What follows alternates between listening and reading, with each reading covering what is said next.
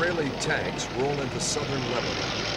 Israel's invasion was the biggest development in the area since the '73 war, and yet no surprise. The Israeli armed forces have been massed along the northern border of their country at least 4 times over the last few months. By June, tensions were at their height, and the Israeli military were finally given the go. The Israelis said they had one goal: to root out once and for all Palestinian bases across the border from their northern settlements, and then to establish a buffer zone 40 kilometers wide so that Palestinian shells would never again threaten Israeli civilians.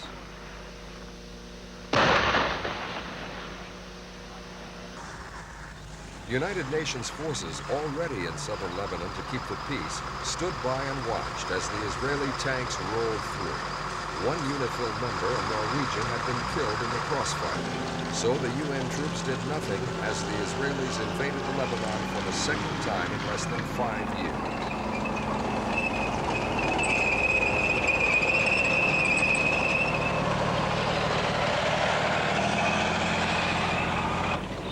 They moved swiftly and with devastating effect. An estimated 60,000 troops, led by more than 500 tanks, swept across the 63-mile-long Lebanese border. They moved unrelentingly along winding dirt roads, passing through towns emptied of their inhabitants. This one is Sidon, a strategic town guarding the approaches to the Syrian-controlled territory of the Bekaa Valley. The Israeli action had begun with the bombing of PLO bases and installations in and around the Lebanese capital. This strike was on Beirut's Sports City, a former stadium used as a storage depot by Al-Fatah, a Palestinian guerrilla. It also housed guerrillas and their families.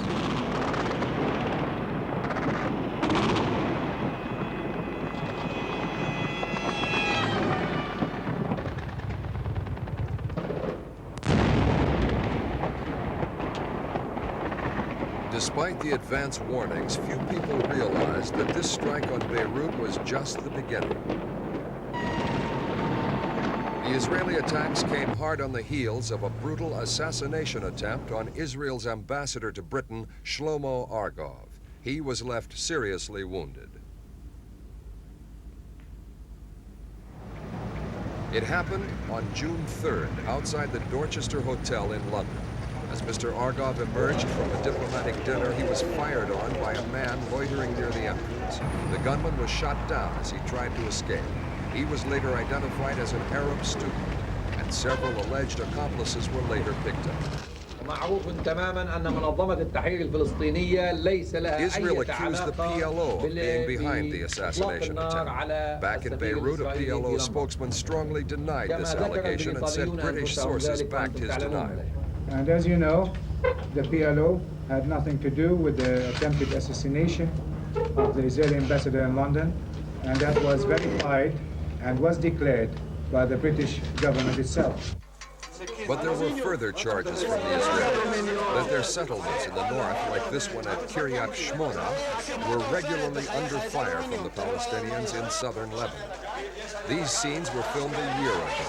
Even before Argov was shot, various hardline members of the Israeli cabinet had vowed that Israeli citizens would no longer be the victims of Palestinian shells and missiles. As far as the Israelis are concerned, the PLO is guilty of numerous border strikes, like this one. They decided it was time for a full-scale strike on the bases perpetrating these violations. It's all happened before. This was 1978 when the Israelis invaded southern Lebanon for the first time. It was a revenge invasion after attacks on Israeli civilians. 36 Israelis had been killed in one incursion alone. The Israeli aim was to hunt down guerrillas and destroy their bases. This time they say their aim is the same, but now they're looking for something else too: the formation of a pro-Israeli government in Lebanon. In 1978, the Israelis withdrew when the United Nations agreed to put UNIFIL troops between the Israeli border and the areas sympathetic to the PLO. But the presence of UNIFIL forces has had little effect on the overall situation. When the Israelis decided to act, to invade again, the UN troops were simply pushed aside. Lebanon has been a country under siege for almost a decade. Christians have fought Muslims, both have fought the Palestinians, and all factions have fought between themselves.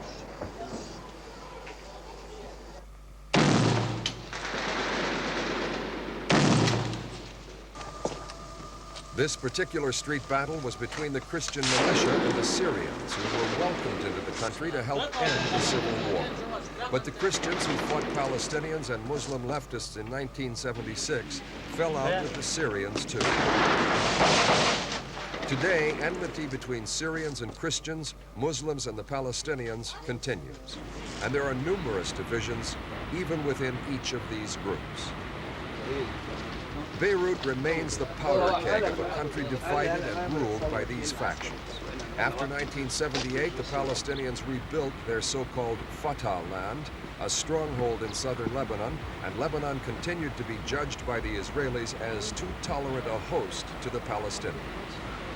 The strategic and symbolic center of the Palestinians in southern Lebanon is Beaufort Castle, the ancient Crusader ruins with views into the UN zone, and the area controlled by Israel's Christian Lebanese ally, Major Saad Haddad.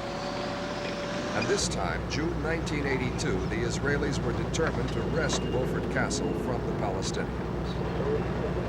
On the first day of the invasion, the Israelis had successes at Tyre on the Mediterranean coast and Nabatea. But the taking of Beaufort Castle, shared by Major Haddad, was a morale booster for the Israelis. And Major Haddad said that he thought the Lebanese would be relieved to see the PLO defeated. And the Lebanese people was in bad situation, in lamentable situation, wanting to get rid of the occupying forces, but was not able to do it alone. And I used always to say that Lebanon needs a miracle to be saved, and this miracle happened now. And thank you very much. The capture of Beaufort was especially welcomed by Israeli Premier Begin. He's reported to have said he'd sleep more soundly victorious.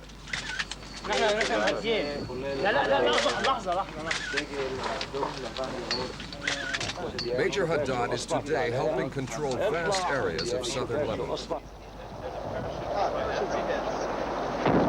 But the taking of southern Lebanon was only the beginning. This was a Syrian MiG fighter downed by the Israelis. The Syrians lost 6 MiG fighters in their first confrontation with Israeli forces. By Wednesday, 4 days into the invasion, the Israelis seem to have extended their target to include the Syrians stationed in Lebanon. The Syrians answered warnings to stay out of the current fighting by directly engaging Israeli forces for the first time since the Yom Kippur War. Fully in control of the air, the Palestinians have no air cover at all. The Israelis turned their attention to Lebanon's third largest city, Sidon.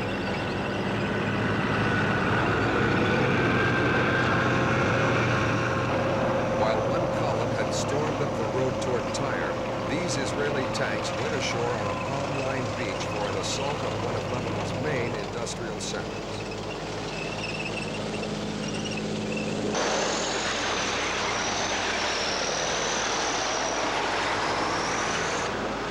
The Israelis claimed that Sidon was a base for 7,000 Palestinian guerrillas and said they intended to cut off the city from the PLO.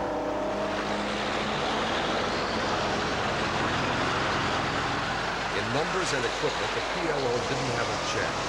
The Israeli armed forces number almost 200,000. That can be doubled within 24 hours if reservists are mobilized.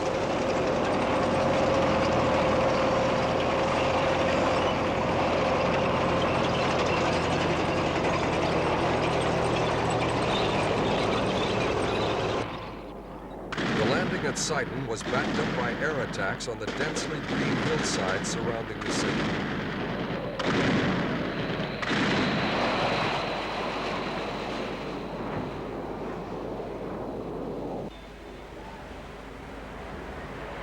The Israelis also struck at the Zahrani oil refinery south of Sidon. The American-owned refinery was designed to handle thousands of barrels of crude each day for Lebanese domestic consumption.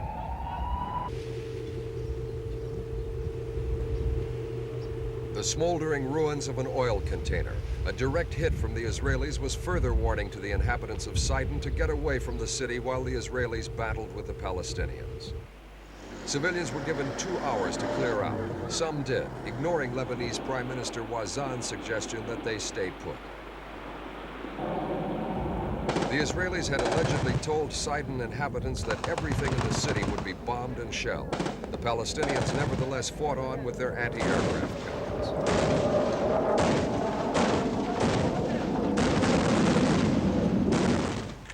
But it was the Syrians who were more successful in attacking the Israeli Air Force. The action was described as one of the biggest air battles ever in the Middle East, and it was said to involve more than 150 Israeli and Syrian jet fighters. Though the Syrians took the brunt of the losses, Israel suffered too. This pilot's Skyhawk fighter was hit by a PLO SAM-7 missile. He bailed out and was captured by PLO guerrillas. He is the first Israeli pilot shot down in combat since the 1973 war.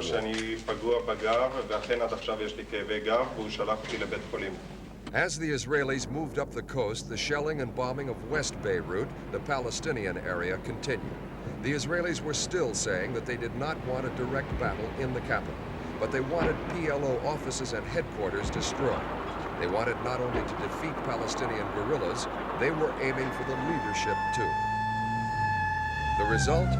Any place that could even be a makeshift headquarters was left.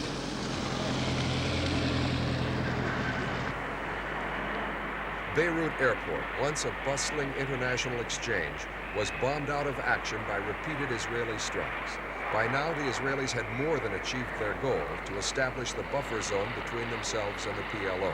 But columns of Israeli tanks were now just 9 miles from Beirut Airport.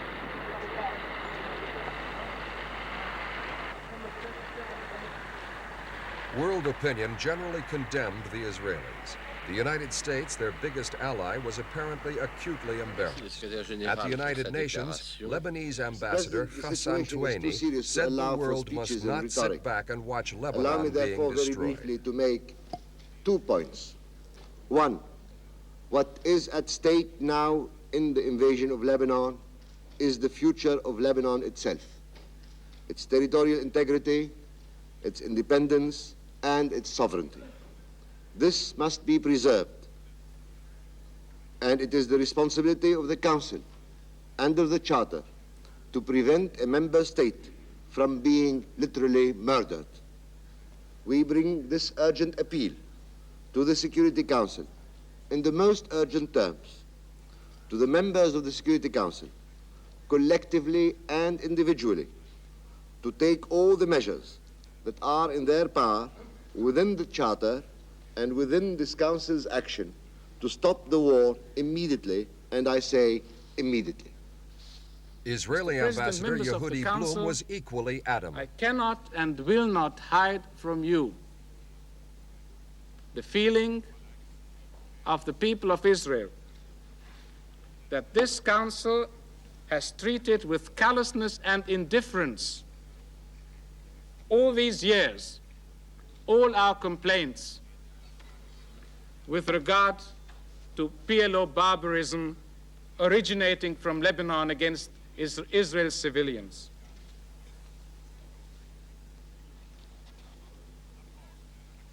Under these circumstances,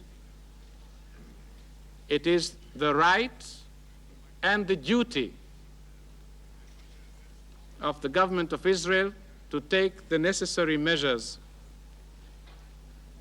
to protect the lives of Israel's citizens and to ensure their safety. Despite calls from the Security Council to leave Lebanon, the Israelis continued to consolidate their position in the country. Though the Syrians seemed reluctant to engage in full-scale warfare with the Israelis, a series of dogfights continued.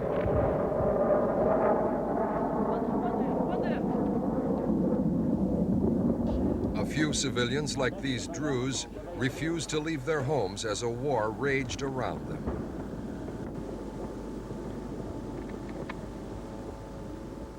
The Syrians used helicopter gunships to patrol the hills around the key strategic highway between Beirut and Damascus. The Israelis had moved 40 miles in 3 days and were coming closer and closer to a confrontation with the thousands of Syrians stationed in Beirut. But throughout the confrontation, diplomatic analysts have said that the last thing that President Assad could afford was an all-out war, because he was afraid Syria would lose.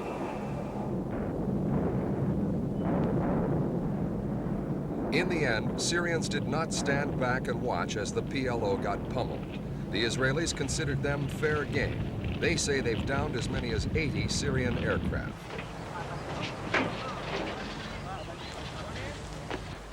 The Israelis didn't stop at the Syrian Air Force. They went on to destroy the missiles the Syrians had placed in the Bekaa Valley, missiles aimed at Israel.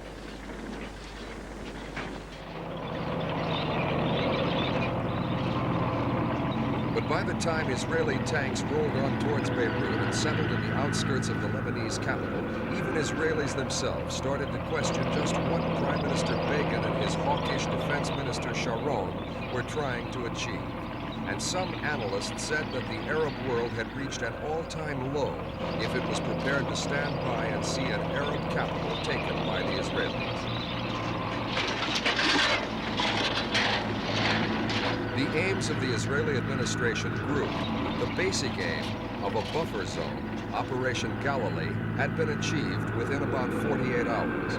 More than a week later, the Israelis showed no sign whatsoever of leaving the Lebanon or backing away from the capital. The Israelis were welcomed to Beirut by the Christians, who themselves want to be rid of the Palestinian presence. And it was clear to the Israelis from the start that they could rely on the Christians to back them in their bid to throw out both the Palestinians and the Syrians. Once established, the Israelis could relax a little.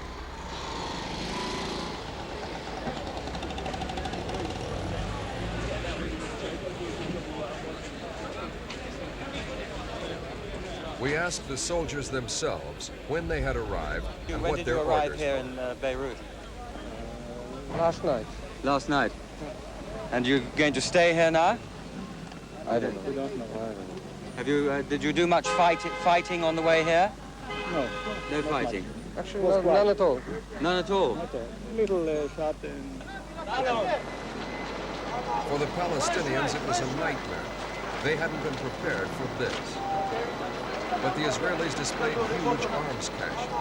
For them, this was further proof that the Palestinians in the Lebanon were well armed, and the guerrilla movement was becoming more of a This is a threat. Kalashnikov. You see, it's quite completely new one. It's a completely new one. I don't know what production it is, but it's a completely new one. It's a bayonet. I once knew how to. And what are you going to do with these weapons now? Really, I don't know. I mean, are you going to use them yourselves? No. This is Sidon, days after the initial attack by the Israelis. Once a thriving center and a key Palestinian stronghold, the devastation was still to be added up. The future for these Palestinians is uncertain. The Israelis call them terrorists, blindfold them, bind their hands, and wait to interrogate. Almost 2 weeks into the invasion, the Israelis claimed that they held almost 6,000 Palestinian guerrillas. Figures are hard to verify, but if these are correct, the Palestinian forces in Lebanon have been cut in half.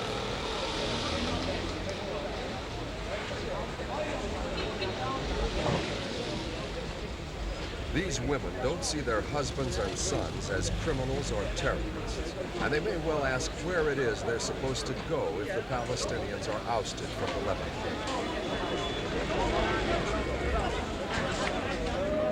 A Palestinian funeral for a military officer of the leftist Murabitun guerrillas. The guerrilla forces have lost hundreds, perhaps thousands of men killed, following Israel's boast that it would destroy the PLO forever as a military force. The Israeli invasion could prove to be the funeral of the whole movement. The Israelis themselves, though, have paid a high price in blood. Israel concedes that more than 200 of its troops have died, with over 1,100 wounded, a high toll for a small country that always tries to keep its own casualties to a minimum. It's a sign of how vital Israel feels the Lebanon operation is to its own future.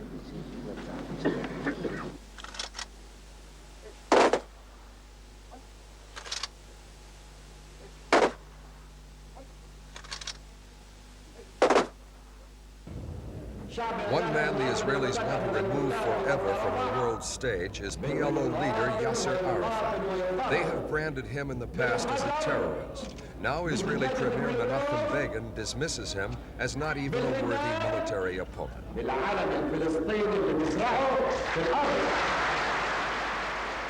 man the Israelis would like to promote is Bashir Gemayel, rightist phalangist leader. Some people tip him as Lebanon's next president, and presidential elections are due soon. In very short, this is the situation we are facing. Lebanon's national army has so far proved unable to defend Lebanese sovereignty.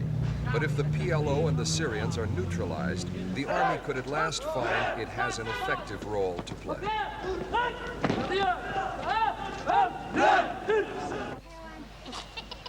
While the soldiers and the politicians think about the future, the tens of thousands of new refugees in a country already overflowing with the stateless and homeless have more immediate worries. There are few men at the new encampments, like this one at Sidon. Even if they're not guerrillas, it's not wise to stay around and be seized as a suspect.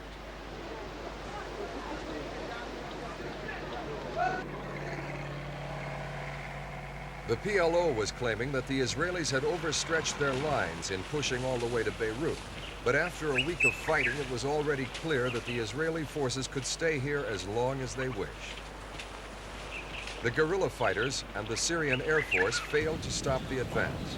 But the question still remains whether Syrians and PLO will regroup, rearm, and carry on the fight in the future.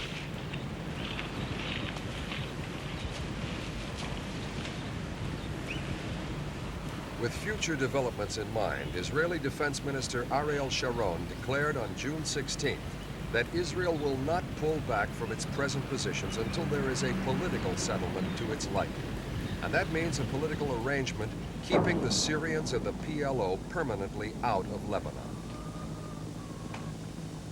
If that means more outbreaks of fighting, as here in the hills south of Beirut, then Israel is prepared to continue, regardless of what the outside world says.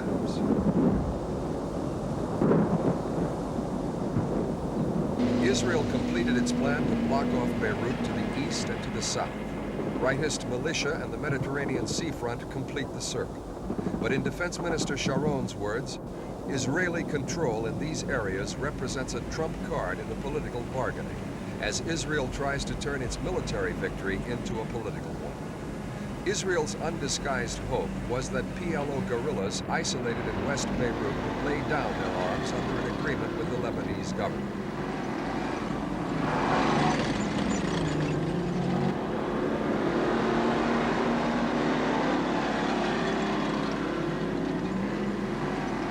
In the short term, the Israeli action has caused thousands of deaths and added still further to the misery of the Palestinians and Lebanese they have displaced. The Israeli troops make some effort to offer a helping hand to the local people. But on the wider political front, the invasion has proved disastrous for Israel's reputation. Syria's reputation, too, has suffered as the deterrent force that failed to deter. Other Arab nations did even less and have earned scorn, from the Palestinians at least, because of it. But if the Israelis do succeed in remodeling Lebanon for their own purposes, they may help the Lebanese government to reestablish its role over the whole country. That would be no cure-all solution, but it would be one small reason for hope to emerge from a great deal of chaos and destruction.